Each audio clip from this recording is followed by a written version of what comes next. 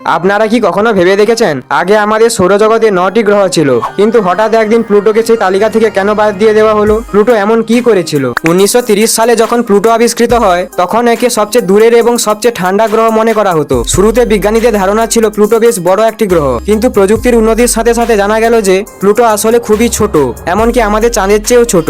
আসল সমস্যা আকার নিয়েছিল না, সমস্যা হলো মহাকাশে প্লুটোর মতো আরো অনেক ছোট ছোট বস্তু দেখা যেতে লাগলো। বিজ্ঞানীরা ভাবলেন যদি এদের সবাইকে গ্রহ বলা হয় তবে গ্রহের তালিকা অনেক লম্বা হয়ে যাবে। তখন প্রশ্ন উঠলো আসল গ্রহ কাকে বলে। 2006 সালে বিজ্ঞানীরা গ্রহ হওয়ার জন্য 3টি বিশেষ শর্ত দিলেন। প্রথম শর্ত, বস্তুটিকে সূর্যের চারিদিকে ঘুরতে হবে। দ্বিতীয় শর্ত, বস্তুটিকে গোলাকার হতে হবে। তৃতীয় ও প্রধান শর্ত, বস্তুটির নিজস্ব শক্তিশালী মহাকর্ষ বল থাকতে হবে, যাতে সে তার কক্ষপথের আশেপাশে ছোট বস্তুগুলোকে সরিয়ে দিতে পারে বা নিজের সাথে মিশিয়ে নিতে পারে। ঠিক এই তৃতীয় শর্তেই প্লুটো আটকে গেল। প্লুটো তার কক্ষপথ পরিষ্কার রাখতে পারেনি, কারণ তার আশেপাশে আরো অনেক ছোট মহাজাগতিক বস্তু ছড়িয়ে ছিটিয়ে ছিল। এই কারণেই 2006 সালে প্লুটোকে গ্রহ থেকে বাদ দিয়ে বামন গ্রহ হিসেবে ঘোষণা করা হয়। প্লুটো কিন্তু কোথাও হারিয়ে যায়নি, সে তার জায়গাতেই আছে, শুধু আমাদের সংজ্ঞায় সে আর পূর্ণাঙ্গ গ্রহ নয়।